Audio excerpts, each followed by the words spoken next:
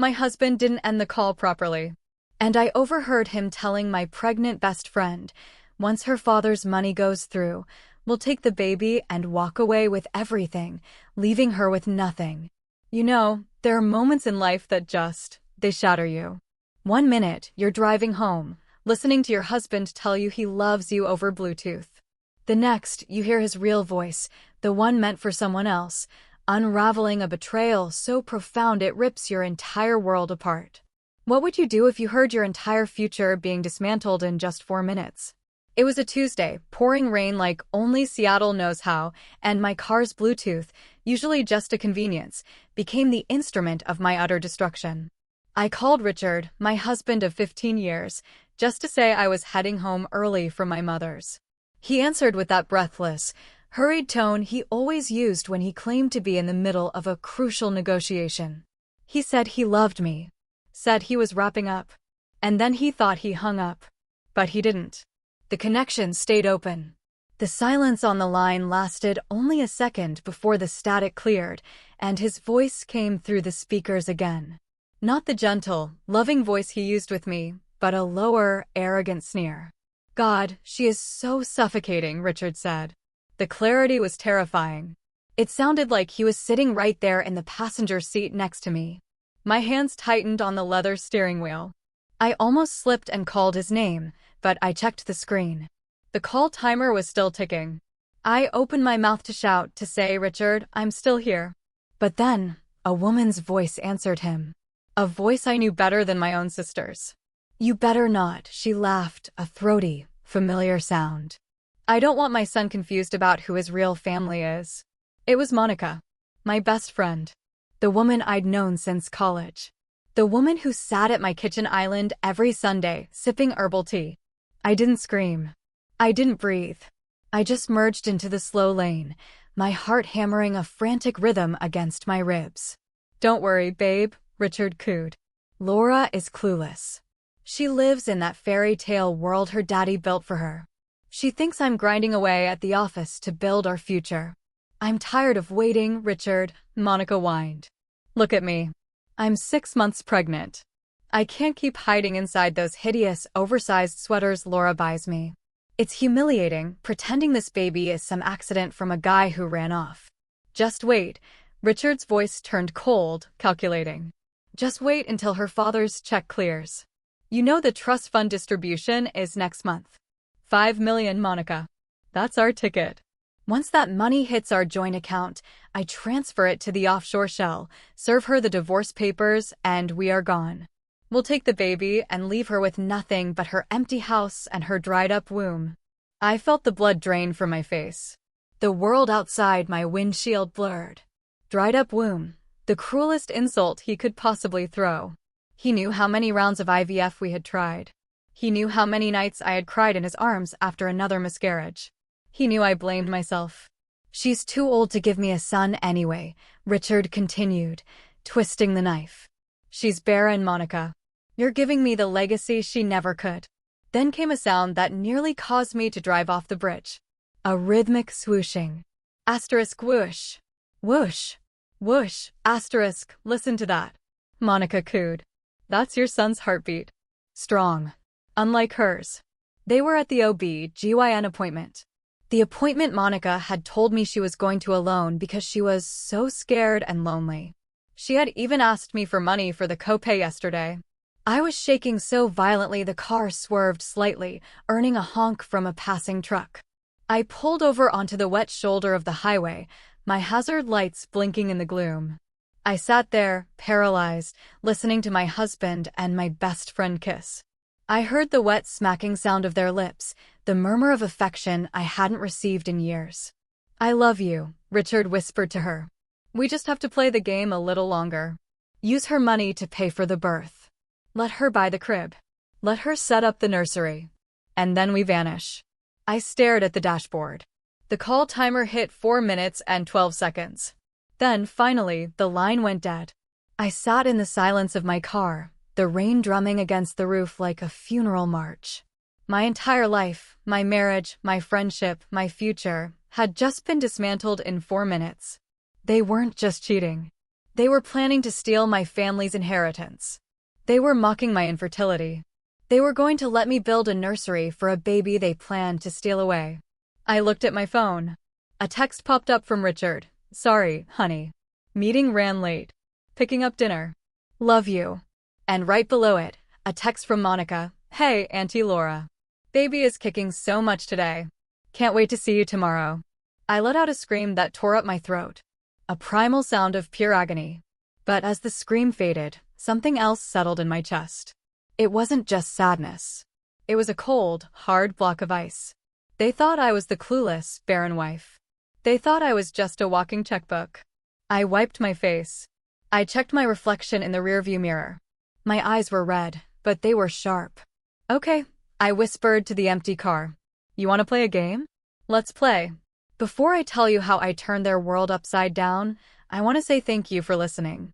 If you're watching from New York or Texas or anywhere in between, let me know in the comments. I read every single one. Now, let me tell you about the ghosts that haunted me on that drive home. I didn't start the engine immediately. I couldn't. My body was still trembling, a physical rejection of the trauma I had just absorbed. I leaned my head back against the headrest and closed my eyes. Instantly, the memories came flooding back, not as warm nostalgia, but as sharp, jagged shards of glass. I thought about the day I met Richard.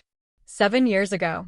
He was charming, handsome in a rugged way, but he was broken literally and financially. He had just declared bankruptcy after a failed tech startup. I was the one who paid off his credit card debt so he could qualify for a car loan.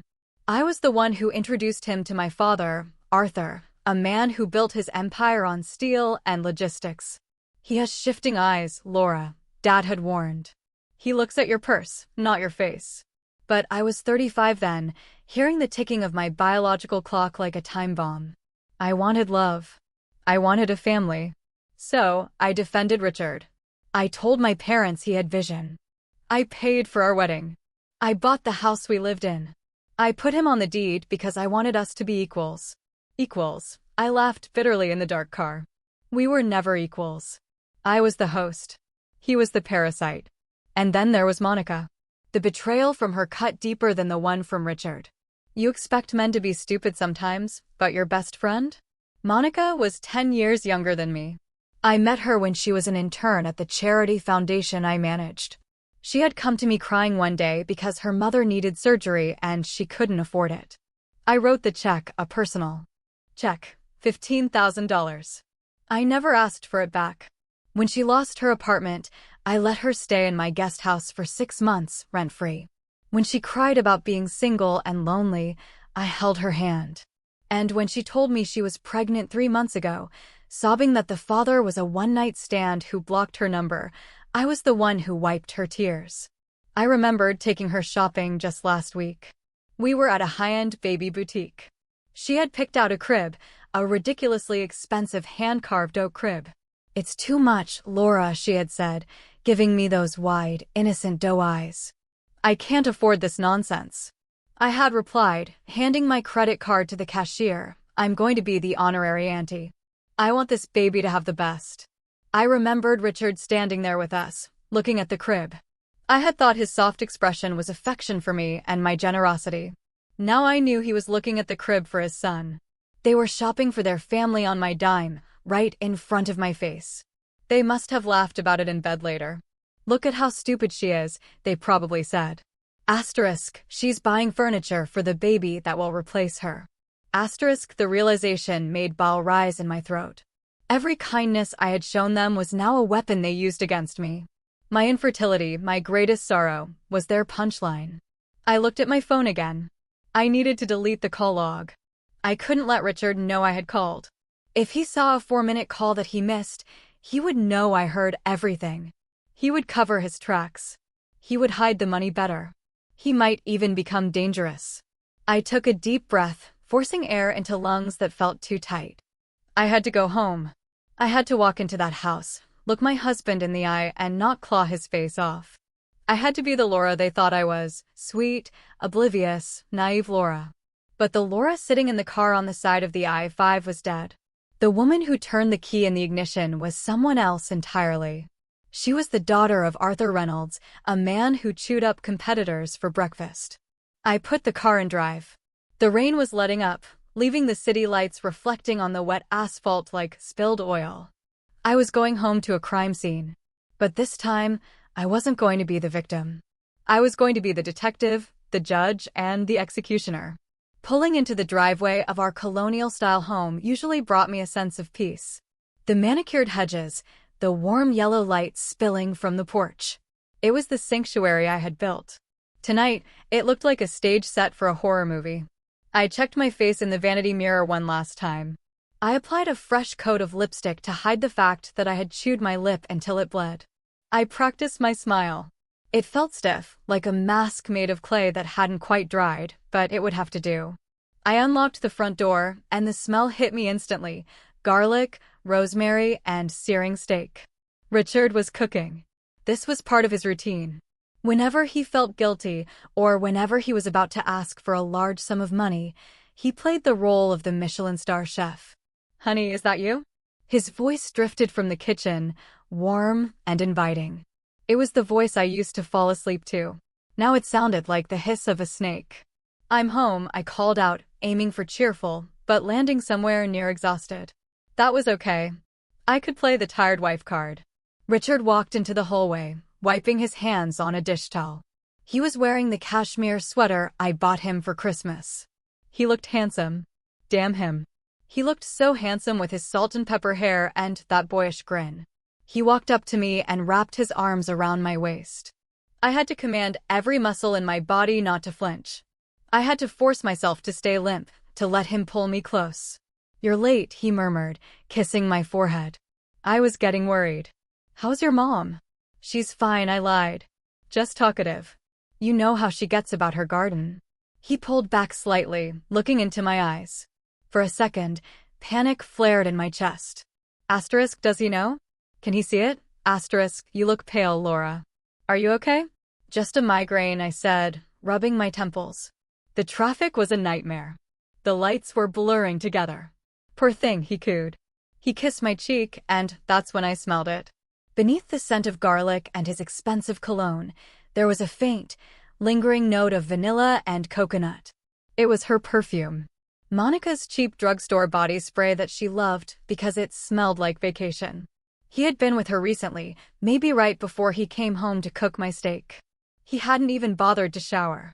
He was so arrogant, so sure of my blindness, that he walked into our home carrying the scent of his mistress on his skin. I pulled away gently. "I think I need to lie down for a bit.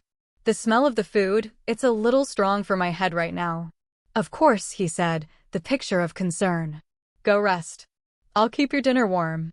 Do you want some aspirin?" "No, just sleep," I said. I walked up the stairs, feeling his eyes on my back. My legs felt like lead. I entered our bedroom, the room where we had tried to conceive a child for 5 years, and locked the door. I walked straight to the bathroom and dry-heaved over the sink. Nothing came up, just bitter bile. I turned on the faucet to mask any noise. I splashed cold water on my face, watching the droplets run down like tears I refused to shed. I needed to know more. The phone call was the smoking gun. But in a divorce involving millions of dollars, specifically inherited wealth, I needed a nuclear arsenal. I needed to know exactly where he was planning to move the money. He mentioned an offshore shell. I dried my face and walked back into the bedroom. Richard's iPad was on the nightstand. He usually took it everywhere, but he must have left it charging. My heart rate spiked. I knew his passcode. It was his birthday. Narcissist. I unplugged it and sat on the edge of the bed, my ears straining for the sound of footsteps on the stairs. I opened his messages. He had deleted the thread with Monica. He was careful about that. But he hadn't cleared his browser history. I clicked on Safari. My fingers trembled as I scrolled. Non-extradition countries, real estate in Belize, how to hide assets in a trust divorce, paternity test accuracy timeline. And then the most chilling search of all, time-stamped 3 days ago, average life expectancy of women with high blood pressure. I froze. I didn't have high blood pressure, but my mother did. Was he planning to wait for my parents to die, too? Or was he hoping the stress of the divorce would kill me? I heard the heavy thud of a footstep on the stairs. I quickly locked the iPad, plugged it back in, and dove under the duvet, pulling it up to my chin. I feigned sleep, my breathing shallow and even. The doorknob turned. "Laura," he whispered. I didn't move. He stood there for a moment, watching me. I could feel his presence like a dark shadow in the room. Then I heard the soft ping of a notification from the iPad. He walked over, picked it up, and I heard the tapping of his fingers. "Sleep tight, cash cow," he whispered so low I almost didn't hear it. He closed the door. I opened my eyes in the darkness. He thought I was sleeping. He thought I was the cash cow. But he forgot that cows have horns, and when they are cornered, they stampede. The next morning, the doorbell rang at 10 a.m. sharp. It was Monica. I had barely slept.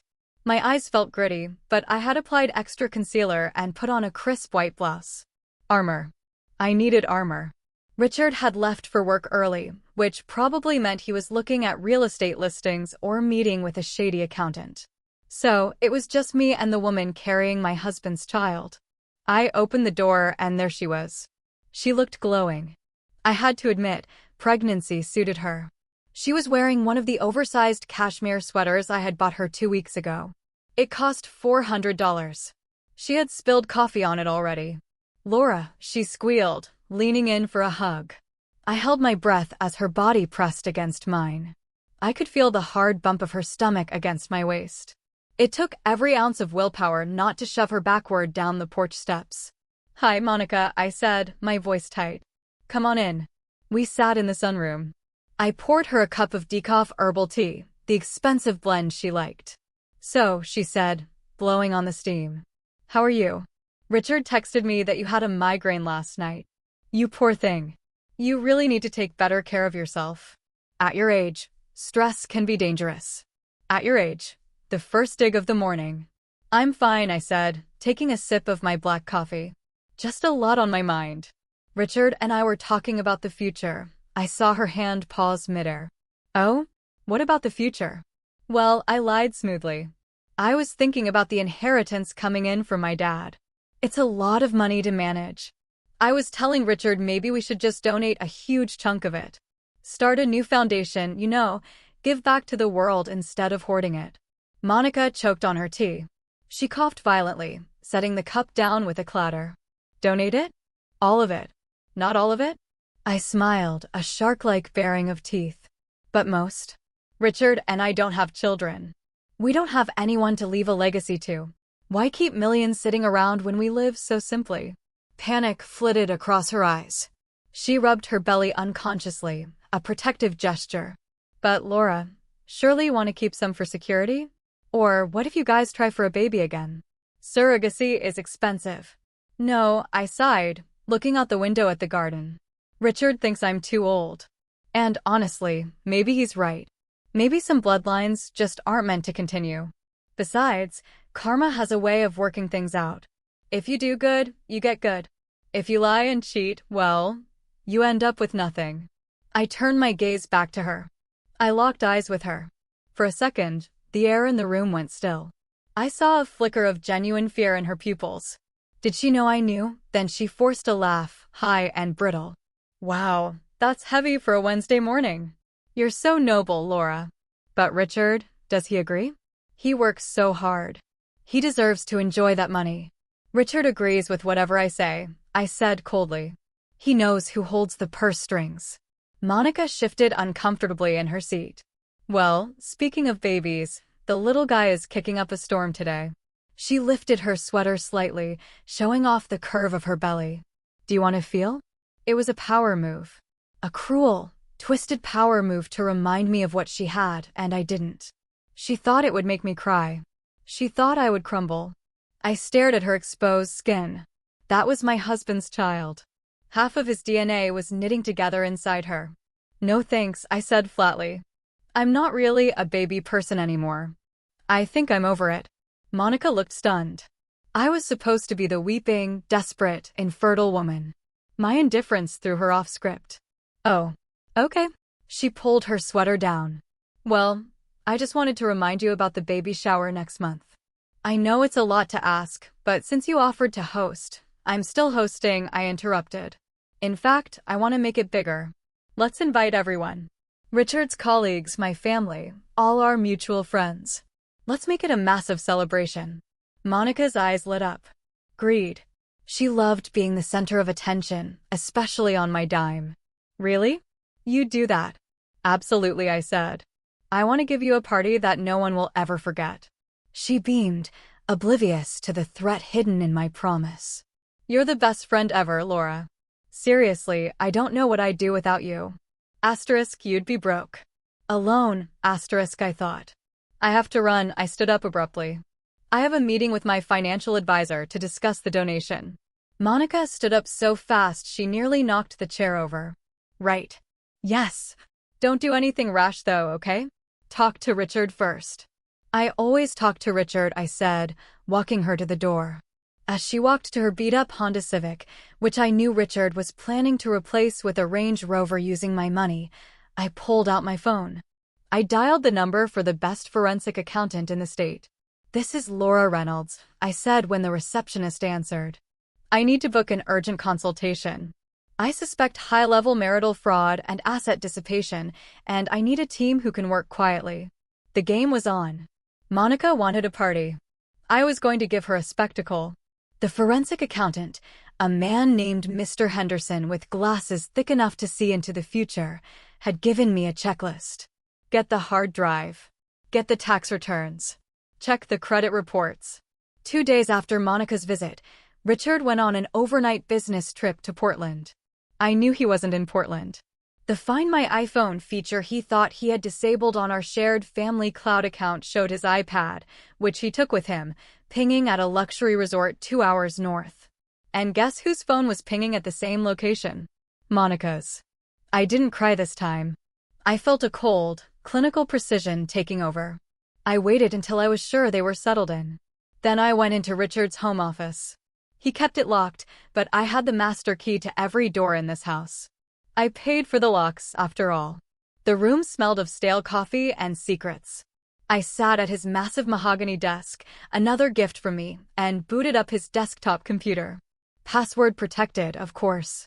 I tried his birthday. Incorrect. I tried our anniversary. Incorrect. I tried Monica. Incorrect. I paused, thinking. Richard was arrogant, but he was also sentimental about his triumphs. I typed in the due date of Monica's baby. Access granted. A shiver of revulsion went down my spine, but I ignored it. I plugged in the external hard drive Mr. Henderson had given me. While the data transferred, I started opening folders. The folder labeled Project Phoenix caught my eye. I clicked it. It wasn't a business plan. It was an exit strategy. There were PDFs of brochures for villas in Costa Rica. There were bank statements for an account I didn't know existed, an account under the name of a shell company called Phoenix Consulting. I opened the statements. My breath hitched. Transfer. $5,000. Consulting fee. Transfer $12,000. Marketing services. Transfer $25,000. Seed capital. I cross-referenced the dates with our joint checking account. Every time Richard had asked me for money for his startup costs or overhead, he had immediately funneled it into this private account. And the withdrawals. $1, $500. Tiffany & Company, the bracelet I saw Monica wearing last week. $2, $800. The Stork's Nest luxury baby gear. $3, $200. Emerald City Obstetrics. He was funding her entire lifestyle and their future getaway with my money. The total amount siphoned over the last 2 years was nearly $280,000. But that wasn't the worst part. I found a digital folder labeled Legal. Inside was a draft of a custody agreement for me. I opened it, confused. Why would there be a custody agreement? We didn't have children. I read the text, and the blood froze in my veins. It was a petition for involuntary commitment. Richard had been documenting evidence of my mental instability. He had notes about my mood swings from the hormones I took during IVF, my depression grieving my miscarriages, and my paranoia. Asterisk Plan A, divorce her after the trust fund clears. Plan B, if she fights the prenup, prove she is mentally incompetent to manage her estate. Have Richard appointed as conservator. Asterisk, he wasn't just going to leave me. If I fought back, he was planning to have me locked up and take control of my fortune that way. He wanted to pull a Britney Spears on me. I sat back in the leather chair, staring at the glowing screen. The cruelty was bottomless. This man, whom I had nursed through the flu, whose debts I had paid, whose ego I had stroked for a decade, he looked at me and saw nothing but an ATM machine he needed to hack.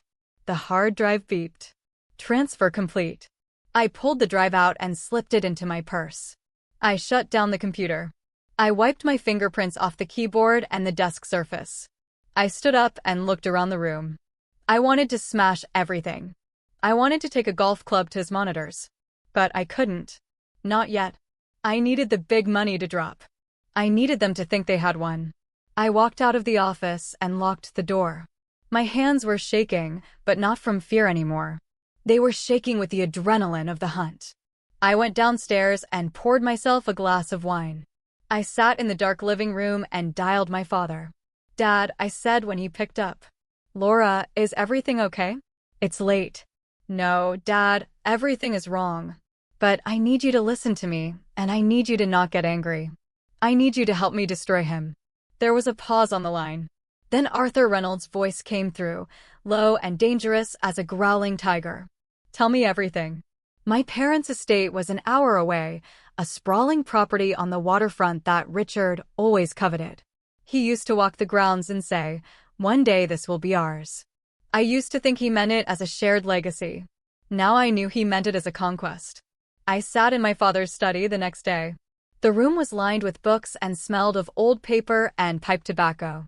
My mother, Catherine, sat next to me on the leather sofa, holding my hand. She hadn't said a word since I played the recording of the phone call and showed them the documents from the hard drive. She just held my hand, her grip surprisingly strong. My father stood by the window, looking out at the gray ocean. He was 70 years old, but he still had the posture of a general. In voluntary commitment, he repeated the words, tasting like ash in his mouth. He was going to try to declare you insane. To get control of the assets if the divorce got messy, I said, my voice steady. He knew the prenup protects the principle of the trust, but not the income generated during the marriage. If he controls the accounts, I should kill him, my father said simply. He turned around, and his eyes were cold. "I have friends, Laura." He could just disappear. "No," I said. "That's too easy. And I don't want you going to jail for a worm like him. I want him to suffer. I want him to think he's won the lottery and then realize the ticket is fake. I want him to be humiliated in front of everyone he tried to impress. And I want Monica to realize she bet on a losing horse." My mother finally spoke. "The trust distribution," she said. "That's what they're waiting for. The $5 million. "Yes," I nodded. "Next month." "We stop it," my father said. "I'll call the lawyers. We freeze everything." "If we freeze it now, he'll know, I argued. "He'll panic. He'll hide the assets he's already stolen, the $280,000. He'll delete the evidence. He'll spin the narrative that I'm the crazy one. I need to catch him in the act of trying to steal the big pot."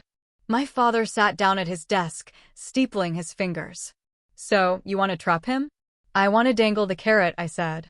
"I want to make the carrot bigger. $5 million is good. But $10 million? $10 million makes people sloppy." My father smiled, a slow, predatory grin that I recognized from his business negotiation days. "You want me to restructure the trust, or at least pretend to?" "Exactly," I said. "Tell him you're so impressed with how he's handled whatever fake business he talks to you about that you want to move the assets early. But to avoid taxes, we need to move it into a joint investment vehicle. Something he has to sign for." "A liability trap," my father mused. "We set up a shell company. We make it look like an investment fund. We transfer assets into it, but actually, we transfer debt, or we make him sign a personal guarantee for a loan to buy into the fund." "Make him sign a personal guarantee for a $10 million credit line," I suggested. "Tell him it's to leverage the investment. He'll sign anything if he thinks he gets access to the cash. And once he signs that guarantee," my father continued, "we call the loan. He'll be personally liable for $10 million he doesn't have. He'll be bankrupt," I said again. "And this time, I won't be there to bail him out." My mother squeezed my hand. And the girl, Monica? She wants a baby shower, I said, my voice hardening. I'm going to give her one. That's where we dropped the hammer. I want the papers served there. I want the revelation to happen there. My mother nodded. I'll handle the catering. We'll make sure it's an event to remember. We spent the next 3 hours mapping out the details. Project Green Inheritance was born. We drafted the fake legal documents. My father called his most vicious lawyer, a man named Sterling who scared even me, to prepare the real divorce filing and the fraud lawsuit. When I left my parents' house that evening, I felt lighter than I had in years. The victim was gone. The architect of their destruction was driving the car. I texted Richard, "Great meeting with Dad. He wants to talk to you about a massive opportunity. Hurry home." I saw the 3 dots of his reply appear instantly. On my way. Love you. Asterisk love me. Right? Asterisk he loved the smell of money. And he was about to catch a whiff of the biggest meal he'd ever choke on. That evening, I set the stage. I opened a bottle of vintage Cabernet one Richard had been saving for a special occasion. I lit candles. I put on the jazz playlist he liked to pretend he understood. When he walked in, he looked flushed. He had probably driven 90 miles per hour to get here after my text. "Laura," he called out, dropping his keys. "What's all this celebration?" I said, handing him a glass of wine. I was wearing my best silk robe. I had to sell the fantasy. I talked to Dad today. Really talked to him. About us. About your potential. Richard's eyes widened. He took the glass, his fingers brushing mine. And he agrees with me, I said, leading him to the sofa. He thinks he's been too hard on you. He thinks you're ready for the next level. I took a deep breath, channeling every ounce of acting skill I possessed. Dad wants to liquidate the Blue Water Trust. The one with the 5 million. Richard nodded, trying to look calm, but I saw the pulse jumping in his neck. Okay. And distribute it to you. No, I said. He wants to double it. He wants to combine it with his personal liquidity fund. $10 million, Richard.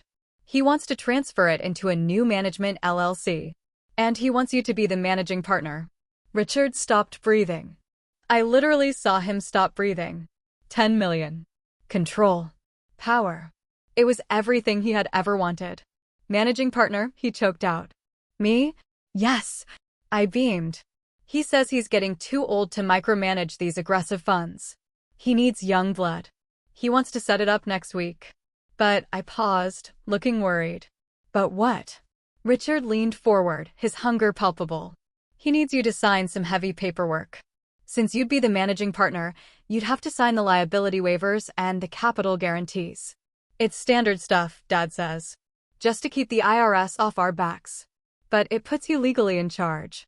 I can handle it, Richard said immediately. He didn't even ask what a capital guarantee entailed. He just heard legally in charge. I've handled complex deals before, Laura. You know that. I know, I touched his cheek. I told him you were the smartest man I know. We're going to be so rich, Richard. We can finally buy that villa in Tuscany you always talk about. We can do anything. He grabbed me and kissed me. It was a passionate, fervent kiss. But it wasn't for me. It was for the $10 million. I kissed him back, thinking about how much I was going to enjoy watching him sign his life away. I need to make a call, he said, pulling away abruptly. Just checking on a client to clear my schedule for next week. Go ahead, darling, I smiled. He practically ran into the hallway. I stayed on the sofa and quietly picked up the baby monitor receiver I had hidden under a stack of magazines. I had placed the transmitter in the hallway planter earlier that day. I put the receiver to my ear. Monica, listen to me. Richard's voice was a frantic whisper. We have to wait. No, shut up and listen. It's 10 million, 10. Double the payout. Pause. Monica must have been screaming on the other end. I know you want to leave now, Richard hissed. But can you imagine the difference between 5 and 10? We can live like royalty. We never have to work again. Just hold on. 2 more weeks. The paperwork gets signed next week. Once the funds hit the LLC, I wire it out and we are ghosts. Pause. I love you too. Look, buy yourself something nice. Buy that car you wanted. Put it on the emergency card. It doesn't matter anymore. We're going to be richer than God. He hung up. I set the receiver down. My hands were steady. He was going to wire the funds out. He thought he was going to empty the account. He didn't know that the account he would be given access to would be a restricted escrow account, and the wire transfer he attempted would trigger the immediate enforcement of the personal guarantee. He was going to attempt grand larceny, and in doing so, he would trigger a debt that would bury him. He walked back into the living room, a smile plastered on his face. All sorted, he said. My schedule is clear. I'm all yours. To us, I said, raising my glass. To us, he replied, clinking his glass against mine. To me, I thought, and to the hell I'm about to rain down on you. The week leading up to the signing was a masterclass in psychological torture. Richard was on his best behavior, playing the doting husband so intensely, it was nauseating. But Monica was cracking. I invited them both to dinner at a high-end seafood restaurant downtown. I told them it was a pre-celebration for the big business deal. I wanted to see them in the same room. I wanted to see the tension. Monica arrived wearing a tight dress that accentuated her bump. She looked tired. Her ankles were swollen. Richard, meanwhile, was glowing, wearing a new suit he had undoubtedly bought with my money. You look exhausted, Mon, I said as we sat down. Doesn't she, Richard? Richard barely glanced at her. He was too busy looking at the wine list. She looks fine. So, Laura, did your dad mention the notary date? Tuesday, I said. But let's not talk business yet. Let's talk about the baby, Monica. You must be so excited. Monica glared at Richard. I am, but it's hard doing it alone, you know, without a partner to help with the heavy lifting. It was a direct shot at Richard. Well, you have us, I said, patting her hand. Richard has been so helpful, haven't you, honey? He's been looking at nursery themes with me. Richard froze. He hadn't been looking at nursery themes with me. I was lying, but he couldn't deny it without looking like a bad husband in front of the money source. And he couldn't agree without pissing off Monica. I just glanced at a few, Richard stammered. He wants a jungle theme, I told Monica, which is funny because I remember you saying you wanted a jungle theme for your baby. Isn't that a coincidence? Monica's fork clattered onto her plate. She turned to Richard, her eyes blazing. You're looking at nursery themes for her? Guest room. It's just talk. Richard said quickly, sweating. Laura, let's order. The lobster looks amazing. I want the lobster, Monica said petulantly. And the caviar. Get whatever you want, I said. It's on me. Throughout the dinner, I kept the spotlight on Richard's success and how much I relied on him. I talked about how we were planning a second honeymoon to the Maldives next month. The Maldives? Monica interrupted. I thought you couldn't fly because of your blood pressure. I looked at her confused. My blood pressure is perfect. Why would you think that? Monica looked at Richard. Richard looked at his plate. He had obviously told her the lie about my health to keep her hopeful that I might die soon. Oh, Monica mumbled. I must have misunderstood. Richard is taking me to the Maldives, I continued, twisting the knife. It's going to be so romantic. Just the two of us reconnecting. I saw Monica reach under the table. A second later, Richard flinched and kicked his leg. She had kicked him. Actually, Richard said, his voice high and tight. Maybe. We should wait on the trip, Laura, with the new business. I'll be very busy. Nonsense, I said. We can celebrate. Unless, is there a reason you can't go? No, Richard said, miserable. No reason. Monica suddenly stood up. I need to go to the bathroom. She stormed off. You should go check on her, Richard, I said innocently. She seems hormonal. You're so good with people. I should stay here with you, he said. He was terrified to leave me alone, terrified I'd suspect something. He was prioritizing the money over his pregnant mistress. I watched him make that choice. He chose the 10 million over his unborn child and the woman he claimed to love. Don't be silly, I said. Go. I'll order dessert. He hesitated, then got up and walked toward the restrooms. I waited 5 seconds, then followed them. I didn't go into the bathroom. I stood in the corridor near the alcove where the payphones used to be. I heard hushed, angry whispering coming from the hallway near the emergency exit. You are humiliating me, Monica hissed. Talking about honeymoons, jungle themes. You're playing house with her while I'm carrying your kid. Keep your voice down. Richard snapped. Do you want to blow this? It's 10 million, Monica. For 10 million, I will dance a jig in a tutu if she asks me to. Just shut up and eat your lobster.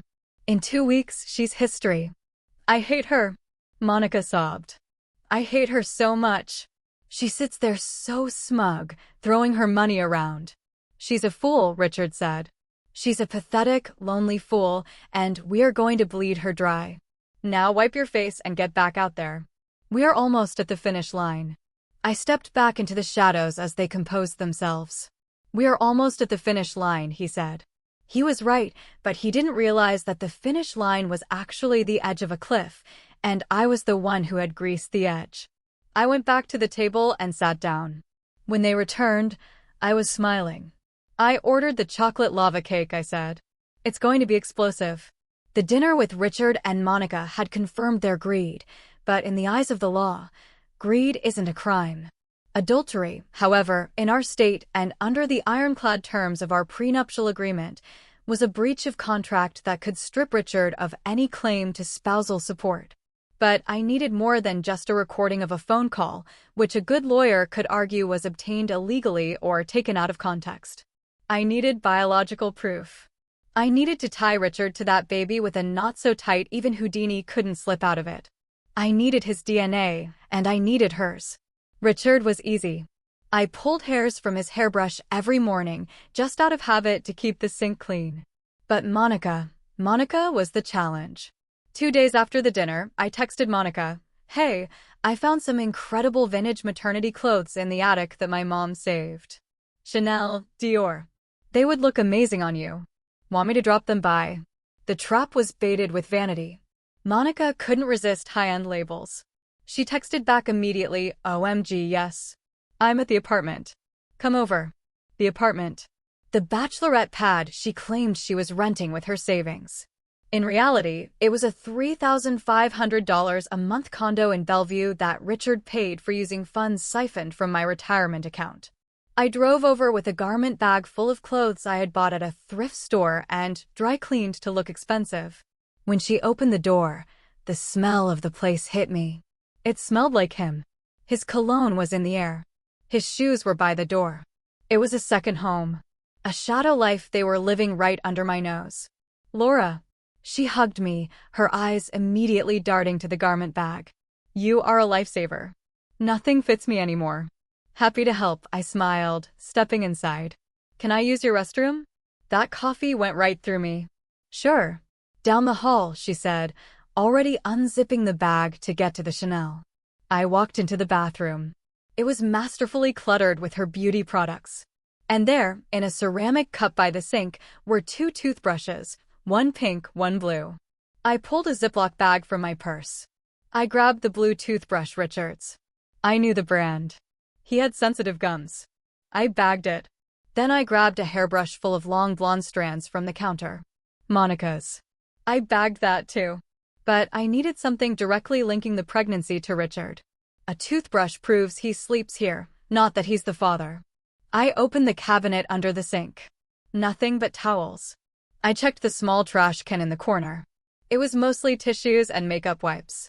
I dug a little deeper, ignoring the revulsion rising in my throat, and there it was, a crumpled piece of thermal paper. I smoothed it out. It was a receipt from the OB/GYN clinic from 3 days ago. Emerald City Obstetrics. Patient, Monica Stevens. Guarantor/responsible party, Richard Vance. Service, 24-week ultrasound. He had signed for it. He had literally put his name on the financial responsibility form for the ultrasound. He was so arrogant, so sure I would never see this, that he didn't even use cash. I took a photo of the receipt and then slipped the original into my pocket. "Everything okay in there?" Monica called out. "Just washing my hands." I chirped. I flushed the toilet for effect and walked out. Monica was holding up a silk blouse against her chest in the hallway mirror. "This is gorgeous," she said. "Is it real vintage?" "It is," I lied. "It looks perfect on you." "Wear it to the party." "I will," she beamed.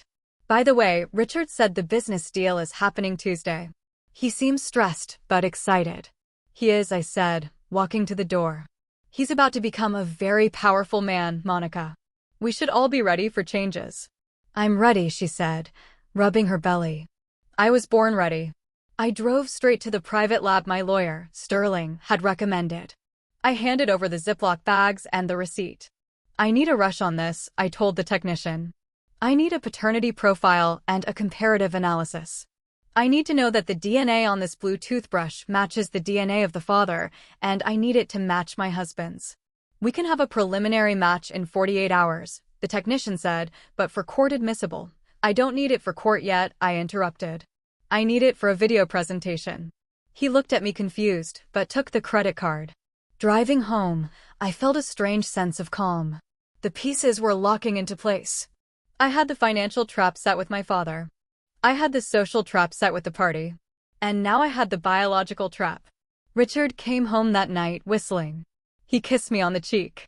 Big day tomorrow with your dad, he said. I've been reviewing the prospectus. You're going to do great, I said, stroking his lapel. Just make sure you sign everything. Dad hates hesitation. I won't hesitate, Richard promised. He had no idea. He was about to sign his own death warrant, and he was whistling while he did it. Tuesday morning arrived with a gray, ominous sky, the kind of Seattle weather that usually made Richard complain about his joints. But today, he was electric. He spent an hour in front of the mirror adjusting his tie, checking his teeth. He looked like a man preparing to accept an Oscar. Do I look like a managing partner? He asked, turning to me. You look like a $10 million man, I said. It wasn't a lie. That was exactly the amount of debt he was about to incur. We drove to my father's office in the city. The Reynolds building was a steel and glass monolith that Richard always stared up at with envy. Today, he walked in like he owned it. My father, Arthur, was waiting for us in the boardroom. The table was long enough to land a plane on. Sitting next to him was a man Richard didn't know. Mr. Sterling, introduced simply as the family's legal consultant for the trust. Richard, my father said, standing up but not offering a hand. Good to see you, Arthur, Richard nodded, trying to match my father's gravitas. Ready to get to work. Excellent. Let's not waste time. My father slid a stack of documents across the polished mahogany. They were thick, bound in blue covers, looking every bit the official transfer of wealth Richard had dreamed of. As Laura explained, my father began, his voice smooth as aged whiskey. We are consolidating the Blue Water assets into a new entity, Vance Reynolds Capital, to avoid the gift tax and inheritance delays. We are structuring this as a leveraged buy-in. Richard nodded sagely, but I could tell by the glaze in his eyes he didn't understand half of what Arthur was saying. He just heard Vance Reynolds Capital, his name. First, you will be the sole managing director, Sterling piped up, tapping the paper. This gives you unrestricted trading authority. However, to satisfy the SEC and the banking covenants, the director must personally guarantee the leverage line. It's a formality. The assets cover the loan 10 times over. Of course, Richard said, reaching for the silver pen. Standard procedure. Read it carefully, Richard, I said softly, feigning concern. It's a big commitment. He shot me a look that said, shut up. Let me handle this. I know what I'm doing, Laura. He flipped to the signature page. He didn't read the clause on page 42 that defined the assets as non-liquid and subject to a 5-year lockup. He didn't read the clause on page 50 that stated the leverage line was callable immediately upon any evidence of marital infidelity or misappropriation of funds.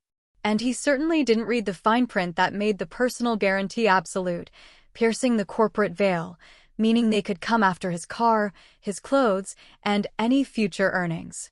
He signed his name with a flourish. Richard Vance. Done, he said, capping the pen. My father watched him, his face unreadable. Welcome to the deep end of the pool, Richard. When do the funds hit? Richard asked, his hands trembling slightly. The account is active as of now, Sterling said, checking his watch. You have trading power. Richard let out a breath he must have been holding for years. He looked at me, and for a second I saw the mask slip. It wasn't love in his eyes. It was triumph. He thought he had just stolen my family's legacy. We should celebrate, Richard said. Dinner, champagne. I have a better idea, I said. Let's save the big celebration for the baby shower on Saturday. It will be a double celebration. New life, new business, right? The baby shower? Sure, Richard said, distracted. He was already mentally spending the money. He stood up, shook my father's hand vigorously, and practically danced out of the room. When the door clicked shut, the silence in the room was heavy. My father looked at the document. He didn't even ask about the interest rate. He's a fool, Dad, I said, staring at the door. A greedy, desperate fool. He's legally hooked, Sterling confirmed, putting the papers in his briefcase. As soon as you file for divorce and we prove the adultery, the bad boy clause in this contract triggers. We call the loan. He owes the holding company $10 million immediately, I finished. He'll be bankrupt by lunchtime. And the funds he thinks he has access to? I asked. Restricted escrow. Sterling smiled, a shark-like expression. He can see the money on a screen, but he can't move a cent out without a countersignature, which he won't get. I walked over to the window and looked down at the street. I saw Richard walking out of the building. He stopped on the sidewalk, pulled out his phone, and made a call. Even from 20 stories up, I knew who he was calling. Asterisk Monica. He was telling her they were rich. Asterisk, enjoy it. Richard, I whispered against the glass. You have exactly 4 days to feel like a king. The audacity of Monica Stevens knew no bounds. When she asked for the baby shower, I thought she meant a small gathering. But once she thought Richard had secured the $10 million, her demands spiraled into insanity. She didn't just want a party, she wanted a coronation. I want gold, she told me over coffee, showing me her Pinterest board. Gold balloons, gold tablecloths, gold dust on the cupcakes. I want it to look like royalty. Gold it is, I said, writing it down in my notebook. Gold, like the money you think you're stealing, and the cake, she continued. I want a 3-tier cake. And for the reveal, I don't want just a balloon pop. That's so basic. I want a video, a montage of my journey, ending with the color reveal on a big screen. I looked up at her. She was practically handing me the weapon to kill her with. A video on a big screen, I repeated slowly. That is a brilliant idea, Monica. I can put that together for you. I have all those photos from our trips and the ones you sent me of the ultrasound. Yes, she clapped her hands. Use the ultrasound pics and put some emotional music behind it. Something like 8,000 years. I'll make sure it's very emotional, I promised. She wanted the party at my house. Of course she did. She wanted to parade her fertility in the home of the barren woman she was betraying. She wanted to stand in my living room, surrounded by my friends, eating my food and secretly laughing at me. Are you sure you're okay with this, Laura? She asked, putting on a fake pout. I know, the baby stuff is hard for you. I'm over it, I said, sipping my tea. Really? I'm just happy for you and for the father, whoever he is. Monica smirked. Oh, he'll be happy. Trust me. Saturday arrived. The gender reveal day. My house was transformed into a glittering palace of deception. Gold streamers hung from the chandeliers. A catering team, paid for by me, was setting up a buffet of lobster sliders and truffle fries. Richard was pacing the hallway, looking nervous. Is this too much? He asked, adjusting his tie. People might talk. Why are we doing this for your assistant? She's my best friend, Richard, I said, fixing his color. And besides, we're celebrating us, too. Remember the deal? We can announce it to everyone tonight. Right? He relaxed slightly. The deal. Guests started arriving at 2 p.m. It was a mix of Richard's business associates, who he wanted to impress with his new wealth, my family, who were all in on the plan, and Monica's friends, a gaggle of women who looked at me with pity, clearly knowing more than they should. Monica arrived in a white limousine. She stepped out wearing a gold sequin gown that hugged her bump. She looked like she was arriving at the Met Gala, not a backyard barbecue. Welcome to the party, she shouted, waving to everyone. She walked straight to Richard and gave him a hug that lasted 3 seconds too long. I watched from the balcony. The way she looked at him, it wasn't just love, it was ownership. She thought she owned him now. She thought she owned this house, this life. My mother walked up beside me. She was wearing black, like she was attending a funeral. In a way, she was. Are you ready? Mom asked. I've been ready for a lifetime, I said. The server is set up, Mom whispered. The projector is focused. Dad has the security team on standby in the garage. Good. I looked down at the crowd. Monica was holding court near the chocolate fountain, laughing loudly. Richard was holding a scotch, looking smugly at my father's business partners, probably bragging about his new managing director title. They were so high up. The fall was going to be breathtaking. Laura. Monica waved at me from below. Come down. It's time for the video. I smiled and waved back. Coming. I walked into my bedroom and opened the safe. I took out the USB drive. It contained the file named monicus_journey.mp4. But I had edited it. Oh, I had edited it beautifully. I checked my reflection. I wasn't the sad, infertile wife anymore. I was the karma they didn't believe in. I walked down the grand staircase, the USB drive warm in my hand. The crowd parted for me. I felt like a gladiator entering the arena. All right, everyone, I announced, grabbing the microphone. Gather round. Monica has been dreaming of this moment for months. She wants to show you all the truth about this miracle baby. Monica beamed, clutching Richard's arm. Richard looked uncomfortable, but forced a smile. I plugged the USB into the laptop connected to the projector. The massive screen in the living room flickered to life. Lights, please. I called out. The room went dark. The darkness in the room was heavy, filled with the hushed anticipation of 50 guests. The air smelled of expensive perfume and the ozone tang of a storm about to break. I stood by the projector, the hum of the cooling fan vibrating against my fingertips. I looked out at the faces illuminated by the ambient glow of the screen. There was Monica, standing front and center, her hands cradling her belly, her face turned upward in rapturous expectation. She expected a montage of ultrasound photos set to a sappy ballad, ending with a burst of blue or pink confetti. She expected validation. She expected to be the star. There was Richard, standing slightly behind her, shifting his weight from foot to foot. He was swirling the ice in his glass, his eyes darting around the room. He was trying to look casual, trying to maintain the distance of a supportive boss while secretly sharing the intimacy of a father. He had no idea that in his pocket, the phone he thought was secure had been cloned by my forensic team 3 days ago. There was my father, Arthur, standing by the patio doors.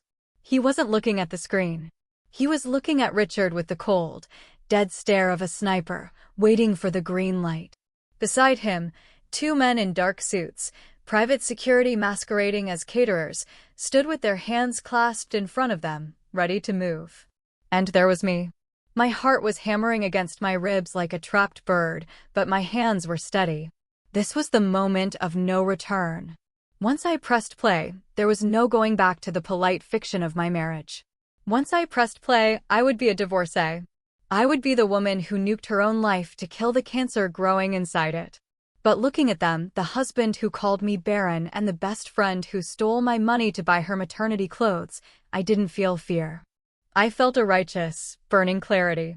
I gripped the remote control. My thumb hovered over the enter button. Time seemed to slow down. I could hear the individual breaths of the people in the front row. I could hear the ice clinking in Richard's glass. I thought about the nursery I had never gotten to decorate. I thought about the nights I spent injecting hormones into my bruised stomach while Richard was working late with Monica. I thought about the check for $10 million Richard thought he controlled. This is for you, Laura, I whispered to myself. The Laura who deserved better. I looked directly at Richard. For a split second, our eyes locked in the dim light. He frowned. He saw something in my face. Not the adoration he was used to, but a shark-like flatness. His smile faltered. He took a half step forward, his mouth opening to ask a question. Laura, he mouthed. It was too late. I pressed the button. My friends, my heart is racing just retelling this moment. If you are listening to this and you are rooting for me, if you want to see these traitors get exactly what they deserve, please take a second right now to hit that like button and in the comments, type the number 1. Just the number 1. Let me know you are standing with me in this living room, holding the line. Your support fuels me. Type 1 now and let's watch their world burn together. The video didn't start with music. It started with static. Then a date appeared in white text on a black background. October 14th, 5:42 p.m. The audio crackled to life. It was the recording from my car. The sound was crystal clear, amplified by the expensive surround sound system Richard had insisted we install. God, she is so suffocating. I almost slipped up and called her by her name. Richard's voice boomed through the living room. In the crowd, heads turned. People looked confused. They thought it was a joke or a skit. But Richard froze. His glass slipped from his fingers and shattered on the marble floor, the sound sharp as a gunshot. You better not. I don't want my son confused about who his real family is. That was Monica's voice. On the screen, the static cut to a video clip. It was grainy, taken from a long-distance lens, but undeniable. It showed Richard and Monica at a park bench. Richard was kissing her stomach. A collective gasp went through the room. It sounded like all the oxygen had been sucked out at once. Monica let out a strangled sound, a high-pitched no. She turned to look at the projector, her face pale as death under the heavy makeup. The audio continued, relentless. Just wait until her father's check clears. 5 million, Monica. That's our ticket.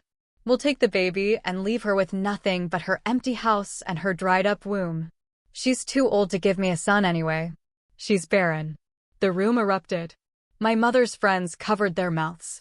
Richard's business partners looked at him with absolute disgust. But I wasn't done. The video cut to a new image. It was a document. The PDF of the involuntary commitment petition Richard had drafted. The words "mentally incompetent" were highlighted in red, zooming in so everyone could read them. Then, the coup de grace. The screen flashed to the DNA results I had received from the lab. Paternity test result. Probability of paternity, 99.99%. Father, Richard Vance. And finally, a slide I had made myself. A simple photo of the Project Green contract. Richard had signed 2 days ago, with his signature blown up next to the clause, personal liability, $10 million. The video ended. The screen went black for 3 seconds. There was absolute silence. Then chaos. You bastard! Monica screamed. She wasn't looking at me. She was looking at Richard. You said she didn't know. You said it was safe. Richard was shaking, his face a mask of terror. He looked at the crowd, then at me. He tried to laugh, a manic, broken sound. This is a deep fake. It's AI. Laura is sick. Save it, Richard, I said into the microphone. My voice was calm, booming over the whispers. The police are on their way. And so are your creditors. Creditors? Richard stammered, sweating profusely. What creditors? My father stepped out from the shadows. Me, he said. You signed a personal guarantee for $10 million on Tuesday, Richard. And since you just admitted to conspiracy to commit fraud and theft on tape, I am calling the loan right now. Richard looked at my father, then at the contract flashed on the screen in his mind. The color drained from his face completely. He realized the trap. No, he whispered. No, that was for the trust. There is no trust, I said, walking down the stairs. There never was. You signed a debt, Richard. You owe my family $10 million. And since we have a prenup that denies you everything in the event of adultery, you have no way to pay it. Monica grabbed Richard's arm, her nails digging into his suit. What does she mean? Where is the money? We need the money for the baby. Richard shoved her away hard. She stumbled back, almost falling into the dessert table. Get off me! Richard roared, losing all control. You stupid cow. You couldn't keep your mouth shut. You ruined everything. The crowd gasped again. This was the man who played the gentleman. Now he was a cornered rat, attacking the pregnant woman he claimed to love. Get out, I commanded, pointing to the door. Both of you. Get out of my house. Laura, please. Richard turned to me, his eyes wild, switching tactics instantly. He fell to his knees. Actually, dropped to his knees in the middle of the gold confetti. Laura, baby, listen. She trapped me. She seduced me. It was a mistake. I love you. I was just saying those things to keep her quiet until I could get rid of her. It was pathetic. It was revolting. You just tried to claim I was insane to steal my money, Richard. I looked down at him with pure contempt. You aren't a victim. You're a parasite. I nodded to the security guards. Take the trash out, I said. The security guards, two hulking men who looked like they chewed glass for breakfast, moved in. One grabbed Richard by the arm, hauling him up from his knees like a rag doll. The other moved toward Monica. Don't touch me. Monica shrieked, batting the guard's hand away. I'm pregnant. You can't touch me. Then walk, the guard said, his voice flat. The walk of shame was excruciatingly long. Richard tried to struggle, shouting about his rights, about his lawyer. Call your lawyer, my father shouted after him, his voice booming. He's already seen mine on Monday. As they were dragged toward the front door, the guests parted like the Red Sea. No one looked at them with sympathy. Even Monica's friends were filming it on their phones, live streaming the downfall of the woman who had bragged about her rich baby daddy for months. At the door, Richard grabbed the door frame, desperate. He looked back at me, tears streaming down his face. Laura, think about what you're doing. We have 15 years. You can't just throw me away. You threw us away the moment you decided my womb wasn't good enough, I said. Goodbye, Richard. The guards shoved them out into the rain and slammed the heavy oak door. The sound echoed through the house, a finality that felt like a guillotine dropping. Silence returned to the room. The party was ruined, obviously. The gold balloons looked tacky now. The cake was uncut. I stood at the bottom of the stairs, trembling not from fear, but from the massive adrenaline dump leaving my body. My mother walked up to me and wrapped me in a hug. It's over, she whispered. You did it. I'm sorry, I said to the guests, my voice shaking slightly. There won't be a cake cutting. Please take the food home, and thank you for coming to the show. Then something amazing happened. Mrs. Abernathy, the head of the charity board and the biggest gossip in town, started clapping. Slow, steady applause. Then my cousin joined in. Then Richard's former business partner. Soon the whole room was applauding. They weren't clapping for the drama. They were clapping for me. They were clapping for the woman who refused to be a victim. I let out a sob, a laugh mixed with tears. Outside, the drama wasn't over. Through the window, we could see flashing lights. My father had called the police not to arrest them for the fraud that would come later, but for trespassing and causing a disturbance, just to add to the humiliation. I watched through the sheer curtains. Richard was arguing with a police officer, gesturing wildly at the house. Monica was sitting on the curb in the rain, her gold dress soaked, crying into her hands. The Range Rover she thought she was getting was nowhere to be seen. Her beat-up Honda was still parked down the street. They were turning on each other. I could see Richard screaming at her, pointing a finger in her face. The love he spoke of on the phone had evaporated the second the money disappeared. That night, I slept in the guest room. I couldn't bear to sleep in the bed Richard had lied in. But for the first time in months, I slept without nightmares. The monster wasn't under the bed anymore. He was out in the cold where he belonged. The next morning, the real work began. Sterling arrived at 8 a.m. with a briefcase full of subpoenas. We have the video, Sterling said, laying out the files on the kitchen table. We have the signed guarantee. We have the DNA. We have the forensic accounting of the $280,000 he stole. What's the first step? I asked, pouring coffee. We freeze his personal accounts, Sterling said. Then we file the divorce petition citing adultery. Then your father files the lawsuit for the debt. We hit him from 3 sides at once. He won't be able to breathe. Good, I said. Suffocate him. I looked at the empty spot on the counter where Richard's espresso machine used to be. I had thrown it in the trash bin earlier that morning. And Monica? I asked. A co-conspirator, Sterling said. We can sue her for the return of the stolen funds, the jewelry, the medical bills, the rent. We can garnish her wages for the next 20 years. Do it, I said. I want every penny back, not because I need the money, but because she needs to learn that nothing in life is free. The divorce proceedings were less of a battle and more of an execution. Richard tried to hire a high-profile lawyer, a man known for getting settlements for cheating husbands. But once the lawyer saw the Project Green contract and the personal guarantee for $10 million, he dropped Richard faster than a hot potato. Richard ended up with a strip mall attorney who looked like he slept in his car. We met for mediation in a glass-walled conference room 3 weeks later. Richard looked terrible. He had lost weight, his skin was gray, and he was wearing a suit that looked unpressed. He was living in a motel, according to the papers. When I walked in, he tried to make eye contact, to give me that sad puppy dog look that used to work. I looked right through him. My client, Sterling began, is offering nothing. Richard's lawyer sighed. Look, Mr. Vance is destitute. The debt to Vance Reynolds Capital is crushing him. He can't pay it. He's filing for Chapter 7 bankruptcy. Bankruptcy won't clear the debt incurred through fraud, Sterling said cheerfully.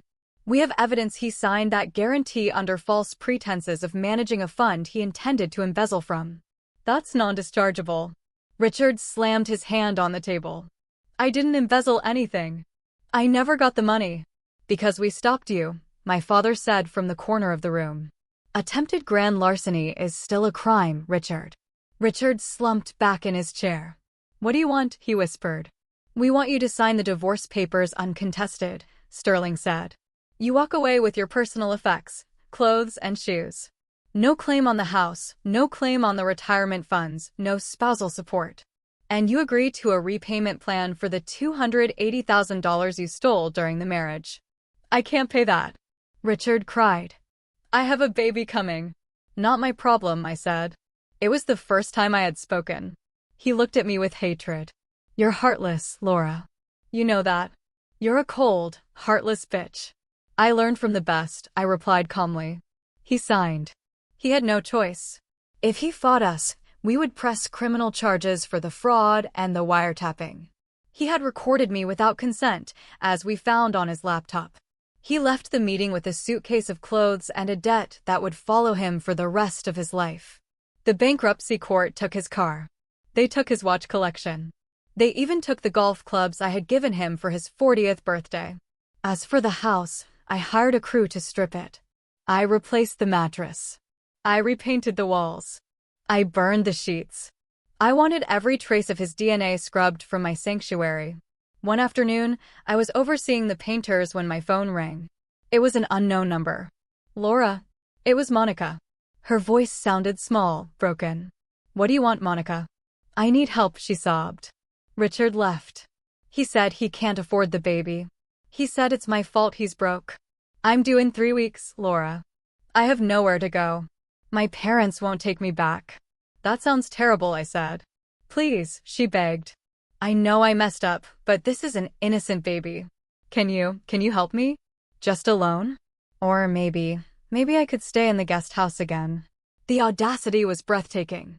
She actually thought she could play on my sympathy one last time. Monica, I said, my voice hard as steel. You didn't just mess up. You plotted to destroy me. You mocked my inability to have children while carrying a child you planned to raise on my money. You aren't a friend. You're a predator who got caught. But the baby? There are plenty of adoption agencies and women's shelters, I said. I suggest you call one. Do not call me again. If you do, I'll file a restraining order. I hung up and blocked the number.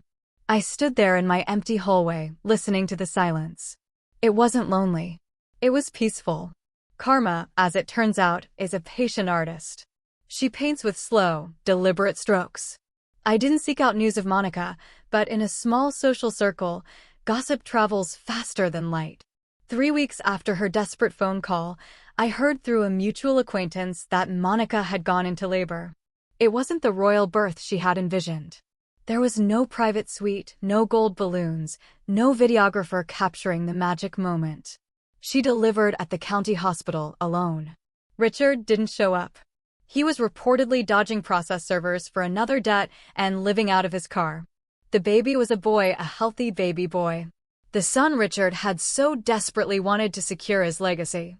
But a legacy requires assets, and Richard had none. The reality of single motherhood hit Monica like a freight train. She couldn't afford the luxury condo anymore. She was evicted a month after the birth. She had to move back to her hometown in rural Ohio, moving into her parents' basement, the very fate she had mocked me for avoiding. She tried to sue Richard for child support. It was a comedy of errors. You can't squeeze blood from a stone. The court ordered Richard to pay $200 a month based on his minimum wage income at a hardware store, the only job he could get with a fraud flag on his background check. $200 a month. That wouldn't even cover the diapers she used to buy with my credit card. As for her career, dead. The industry we worked in was tight-knit. Everyone knew what she had done. I didn't even have to badmouth her. The video from the party had circulated quietly. No reputable charity or foundation would hire a woman known for embezzling from her benefactor. She was working as a waitress at a diner, I heard, serving coffee and eggs to truckers, with her Chanel clothes selling on eBay to pay for formula. Richard wasn't doing much better. The bankruptcy had cleared some of his debts, but the judgment for the stolen marital funds remained. My father's lawyers garnished his wages. Every paycheck he earned, we tipped 25%. He tried to contact me once, sending a letter to my lawyer. "Laura, I'm changing. I'm going to church. I realize now that money isn't everything. I miss our talks." I burned the letter without reading past the first paragraph. He didn't miss our talks. He missed the lifestyle I provided. He was a man who had flown first class and drunk $500 wine. Now he was scanning groceries and living in a studio apartment that smelled of mildew. One rainy Tuesday, a year after the discovery, I was stopped at a red light downtown. I looked out the window and saw a man walking in the rain without an umbrella. He was hunched over, wearing a cheap, ill-fitting jacket. It was Richard. He looked 10 years older. His hair was thinning. The arrogant strut was gone, replaced by the shuffle of the defeated. He was waiting for the bus. The Richard the first knew wouldn't be caught dead on a bus. The light turned green. I didn't honk. I didn't roll down the window to shout an insult. I just pressed the accelerator of my Mercedes and drove past him. He didn't see me. He was too busy looking at his shoes. That was the moment I knew I had truly won. Not because he was miserable, but because I felt absolutely nothing seeing him. No anger, no sadness, just indifference.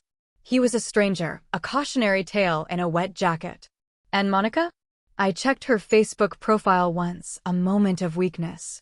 It was a stream of complaints, so tired. Why don't men step up? Need a babysitter who works for cheap.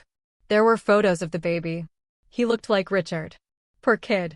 I hoped he would grow up to be better than his parents, but the odds were stacked against him. I closed the laptop. Their story was over in my book. They were just footnotes now, ugly, messy footnotes in the chapter before my real life began.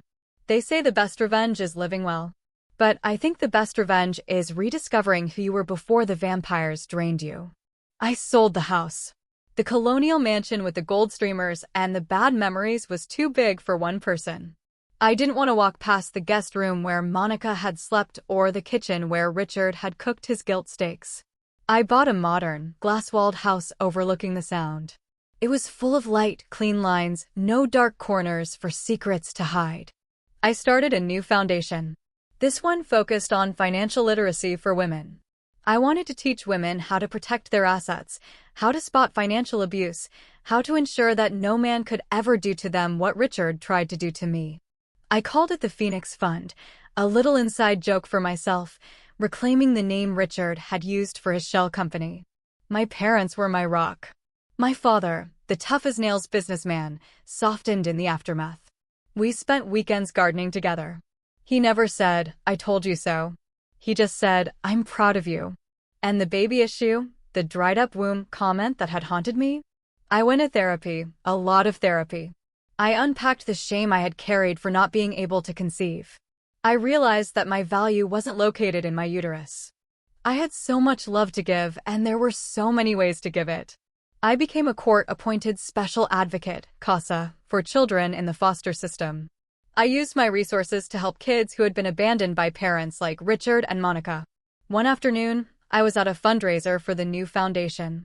I was wearing a red dress, a color I never wore with Richard because he said it was too aggressive. I felt powerful. A man approached me. He was older, distinguished, with kind eyes. "Laura Reynolds," he asked. "I'm David. I've heard a lot about your work with the foster program." We talked, not about money or business deals or status. We talked about books. We talked about the ocean. He didn't scan the room looking for someone more important to talk to. He looked at me. He didn't know about my money. He didn't know about the scandal. He just saw a woman in a red dress who spoke with passion. "Would you like to get coffee sometime?" he asked. My instinct, the instinct Richard had instilled in me, was to say no, to protect myself, to assume everyone wanted something. But then I remembered the woman who drove past Richard at the bus stop. That woman wasn't afraid anymore. "I'd love to," I said. We took it slow. There were no grand gestures, no love bombing, just quiet dinners and long walks. He had his own life, his own career as a pediatrician. He didn't need my money. He insisted on splitting the bill. One night, 6 months later, we were sitting on my deck watching the sunset. "You seem happy," David said. "I am," I realized. "I really am." I thought about the timeline. 2 years ago, I was sitting in a car on the side of the highway, listening to my life implode. I thought it was the end of the world. But it wasn't the end. It was a forest fire. It burned everything down: the dead wood, the weeds, the rot. And in the ashes, something new had grown. Something stronger. I wasn't a barren wife or a cash cow.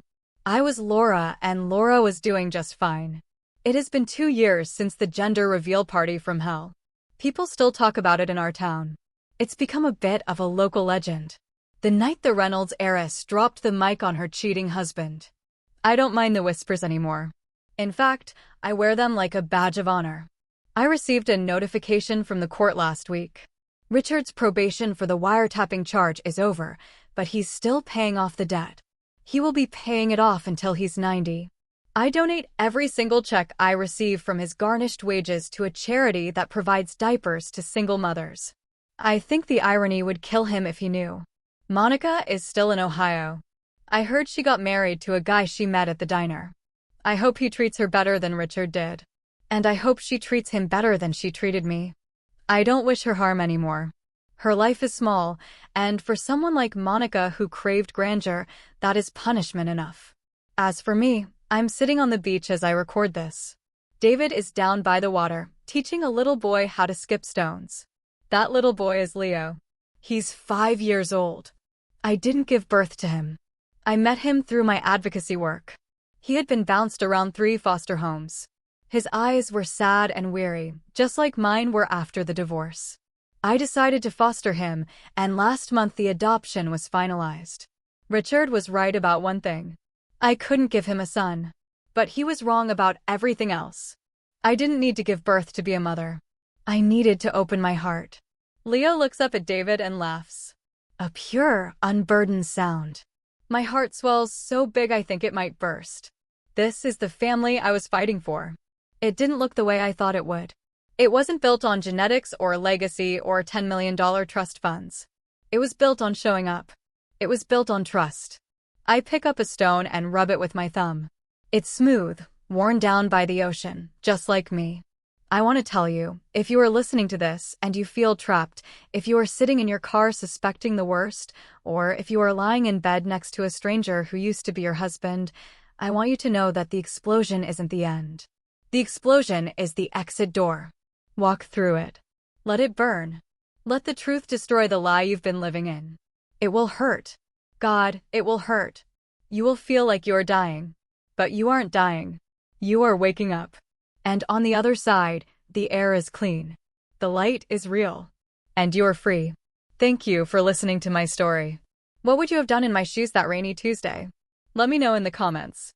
I really want to hear what you think.